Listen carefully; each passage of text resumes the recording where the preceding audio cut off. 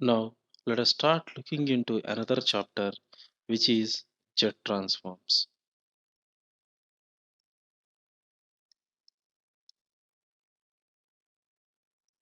In the now, we will give you an introduction to the jet transforms. In the previous chapters, we mainly looked into frequency domain representation of the signals and Laplace transforms. We know that if the signal is continuous time and periodic, its frequency representation is given by Fourier series. If the signal is continuous time and non-periodic, its frequency domain representation is by continuous time Fourier transform. If the signal is discrete time and periodic, its frequency domain representation is using DTFS. If the signal is discrete time and non-periodic, then its frequency domain representation is using DTFT. We have also seen that all these frequency representations are at a complex frequency, say j omega or j capital omega.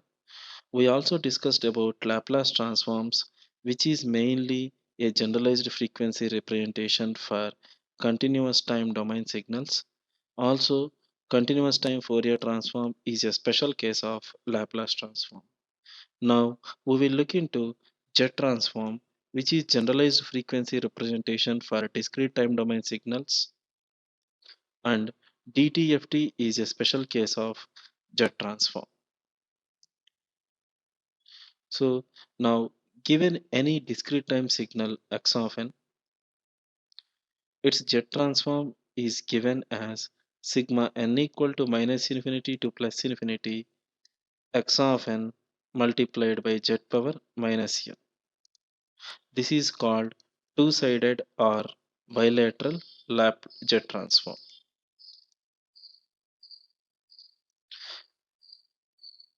There is another way of finding the jet transform, that is by using sigma n equal to 0 to infinity x of n z power minus n.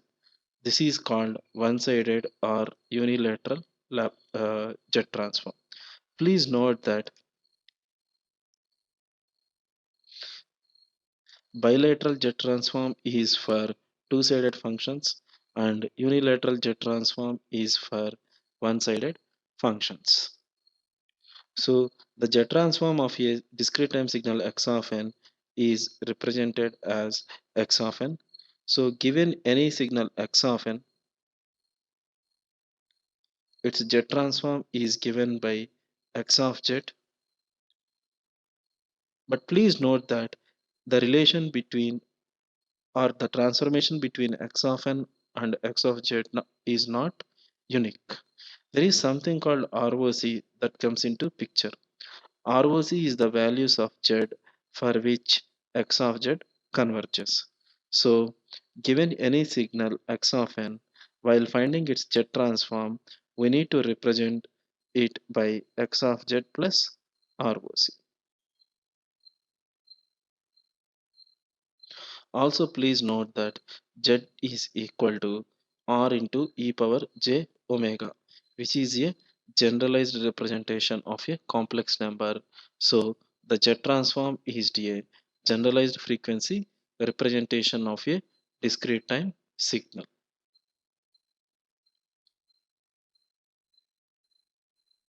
If the z transform of a signal x of z is given as p by z divided by q by z,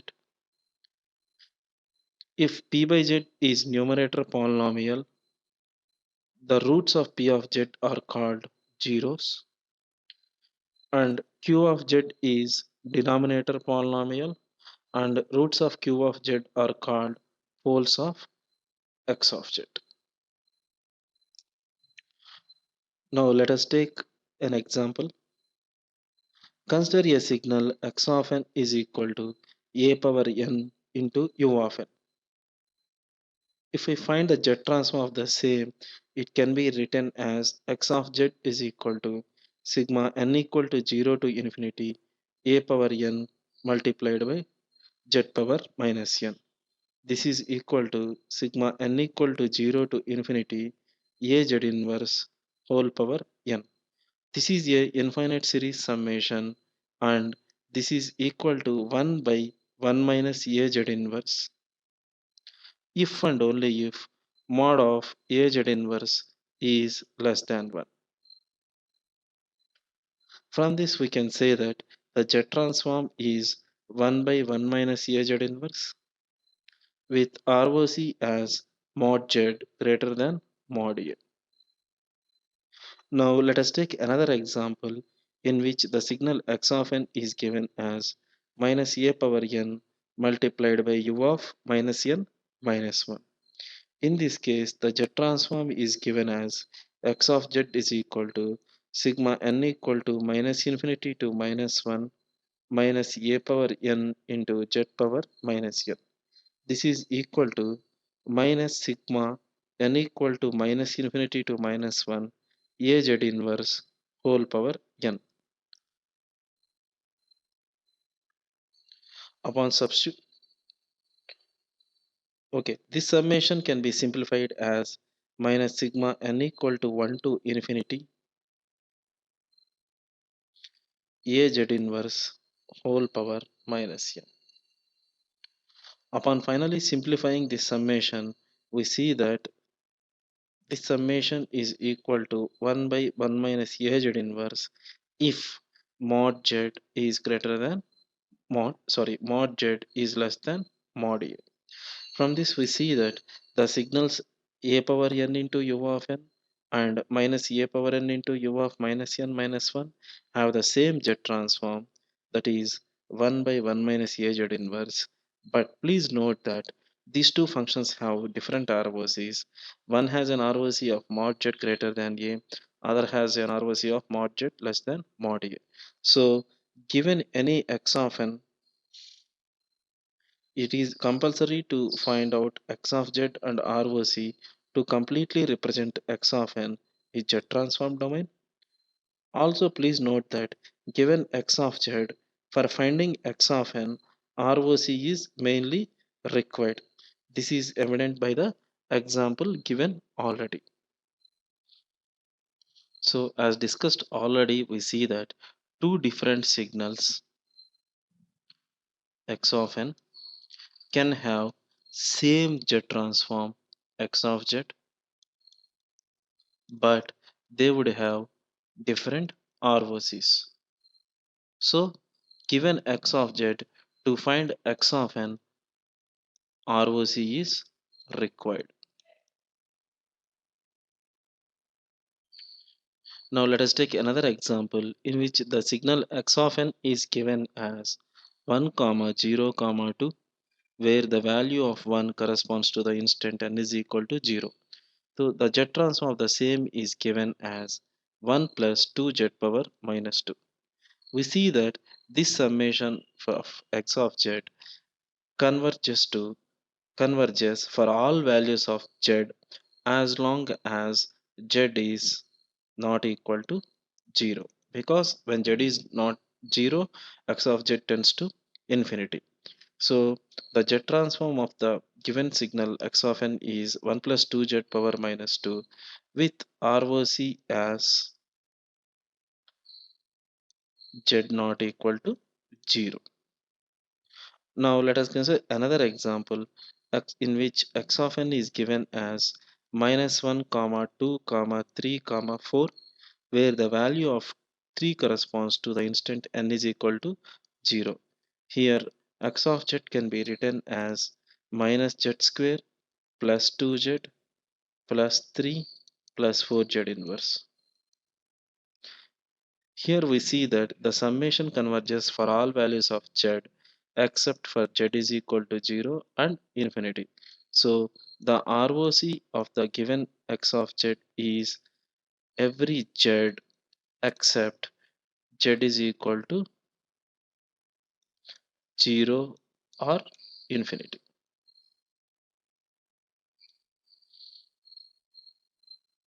Now we will look into, so we already looked into definition of the z transform and the importance of ROC along with x of z. Now we will look into some of the properties of ROC. As per the first property, ROC, okay, sorry. For discussing the same, let us assume that there is a signal x of n which has a z transform x of z along with the ROC of R. The first property says that ROC of x of z, that is R, is a ring centered at 0. So generically for any signal x of n, ROC can be represented as a ring which is centered around 0. So given any signal x of n with a z transform x of z,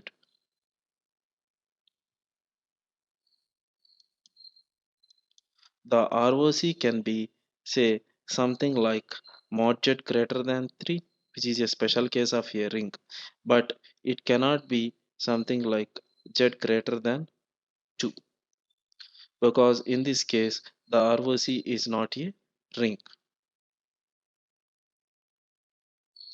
Now let us take another property in which it's mentioned that ROC doesn't contain any poles and is bounded by poles. So from this we can say that given any z transform x of z is equal to 1 by 1 minus 2z inverse multiplied by 1 minus 3z inverse.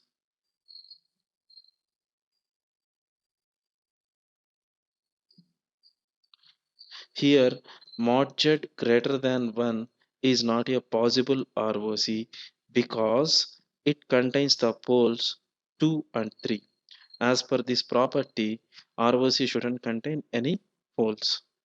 Also please note that mod z greater than 5 is also not a possible ROC, though it doesn't contain any poles because it is not bounded by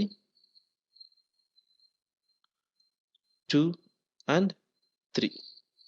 So from this we see that the possible ROCs of x of z are mod z less than 2 because this doesn't contain any pole and is bounded by the pole, and mod z greater than 3 because doesn't contain any pole and is bounded by pole, and the third possible ROC is 2 less than mod z less than 3.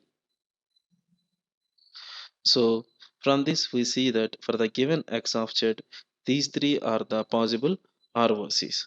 So for a given x of z with poles at pi in the increasing order as I increases, the possible ROCs are mod z less than p0, p0 less than mod z less than p1, and so on. If pm is the last pole, mod z greater than pm is another possible ROC. So for any given x of z with poles at pi, the possible ROCs are written here. So if you take x of z is equal to 1 by 1 minus 3z inverse multiplied by 1 minus half z inverse, the possible ROCs are mod z less than half, half less than mod z less than 3, and mod z greater than 3, because in these three cases the ROCs don't contain any poles and they are bounded by poles, and we see that these are these can be obtained from the generic statement given before.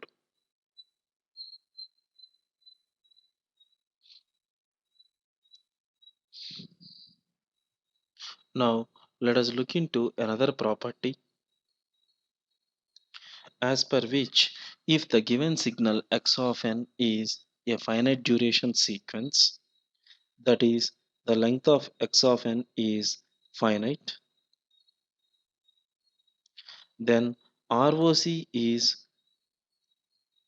entire jet plane except 0 or infinity. Now let us look into this by using some examples. Say x of n is equal to 1 comma 4 with where the value of 1 corresponds to the instant n is equal to 0. Here the z transform x of z is equal to 1 plus 4 z inverse. This is by using the definition of z transform. Here the summation 1 plus 4 z inverse converges for all z except z is equal to 0. So here ROC is for every z except 0. Similarly, if the signal x of n is equal to 3 comma minus 2 where the value of minus 2 corresponds to the instant n is equal to 0, x of z can be written as 3z minus 2. Here we see that this summation 3z minus 2 converges for all z except infinity. Now let us consider another example x of n in which x of n is equal to 1 comma 5 comma 4 comma 3 comma minus 2 where the value of 4 corresponds to the instant n is equal to 0. Here x of z is equal to z square plus 5z plus 4 plus 3z inverse minus 2z power minus 2. Here we see that this summation converges for every z except 0 or infinity. So the ROC is every z except 0 or infinity. From this we can say that if the signal x of n is a finite duration sequence, ROC is every z except 0 or infinity. Now let us consider another property as per which if the signal x of n is a causal sequence, then ROC is outside a circle. And also please note that ROC extends outwards from outermost pole up till infinity. So if the signal x of n is a causal sequence, means x of n is equal to 0 for n less than for n less than 0, then the ROC is outside a circle and it extends outwards from the outermost pole. So the ROC can be plotted as shown. If P is the outermost pole, the ROC is outside the circle mod Z is equal to P. So in this case, the ROC can be written as mod Z greater than P. Now, if we take the example of x of n is equal to a power n into u of n, the Z transform is obtained as 1 by 1 minus az inverse with ROC as mod Z greater than mod a.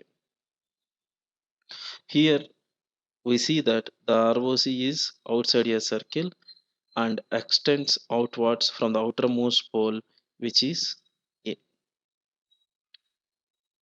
Now let us take another example in which the sequence x of n is sorry. Now let us consider another property as per which if x of n is anti-causal, ROC is inside a circle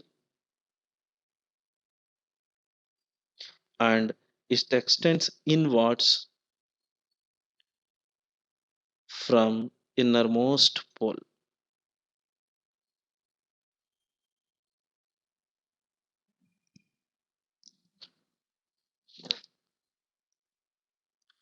That is, if x of n is anti-causal, x of n is equal to 0 for n greater than or equal to 0. So in this case, ROC is inside a circle as shown and it extends inwards from innermost pole. So in this case, the ROC is as marked. So here P is the innermost pole. So ROC is mod Z less than say mod P.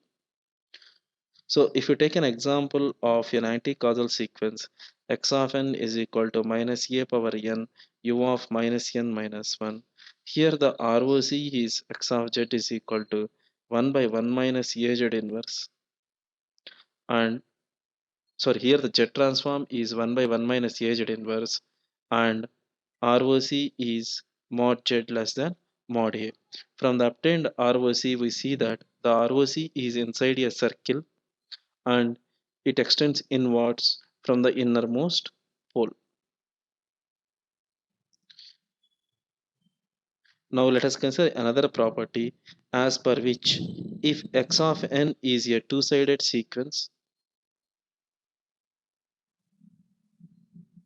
then ROC of x of z is a ring which is bounded by poles.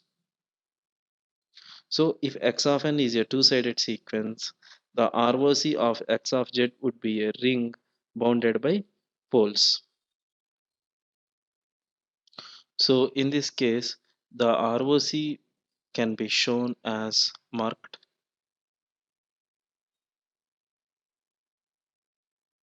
If P1 and P2 are two poles,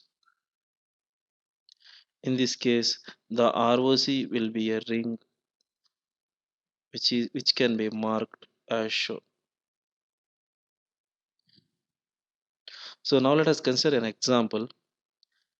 Suppose there is a signal x of n which contains a z transform as x of z is equal to 1 by 1 minus 2z inverse multiplied by 1 minus 3z inverse. It's given that the given signal x of n is non-causal and not anti-causal as well.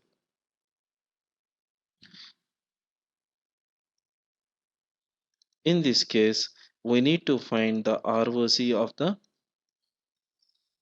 x of z.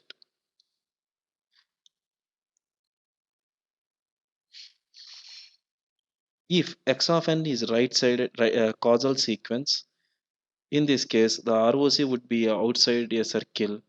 So the possible ROC is mod z greater than 3, as ROC shouldn't contain any poles and should be bounded by poles. If x of n is anti-causal, in this case ROC should be inside a circle. So the possible ROC is mod z less than through mod z less than 2, as it is bounded, as ROC should be bounded by poles and shouldn't contain any poles. But it is given that x of n is non-causal and non-anti-causal as well. So in this case, ROC should be a ring and should be bounded by the poles. So the possible ROC is 2 less than mod z less than 3. So from the given x of z and the properties of the signal, we can find out the ROC of the x of z.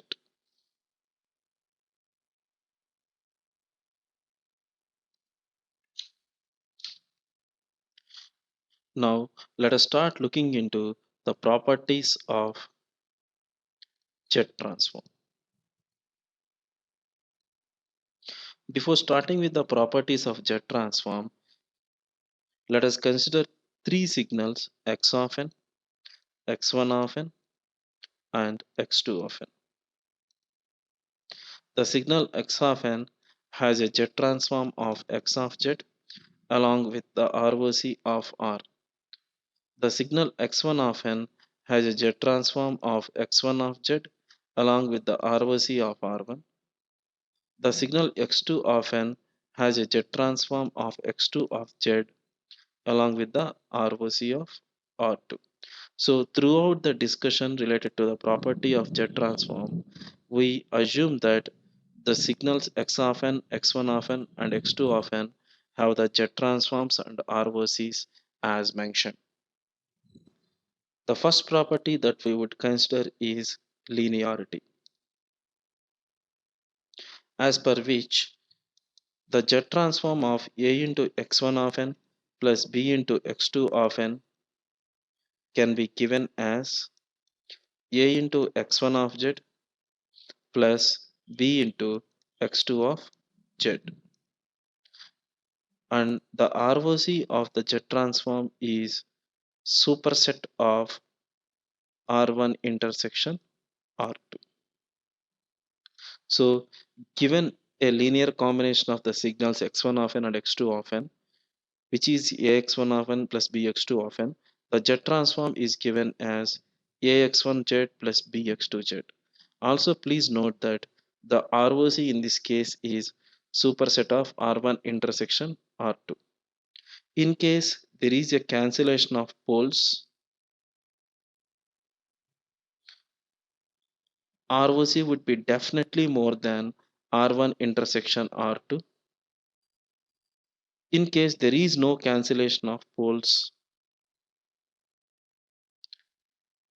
the ROC would be R1 intersection R2. So we can say that AX1Z plus BX2Z will have the ROC as at least R1 intersection R2. So now let us consider a example. Suppose there is a signal x1 of n is equal to 1 by 2 whole power n u of n minus 1 by 3 whole power n u of n. In this case, the Z transform is given as x of z is equal to, sorry, suppose x of n is 2 into 1 by 2 whole power n.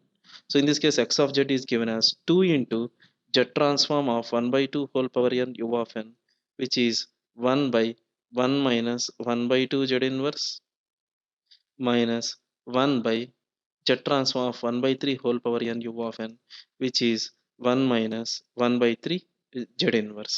So this is the Z transform of the x of n. Also please note that ROC of 1 by 1 minus 2 Z inverse is mod Z greater than half, and ROC of 1 by 1 minus 1 by 3 Z inverse is mod Z greater than 1 by 3. Also we see that upon simplifying for x of z, we see that there is no cancellation of poles.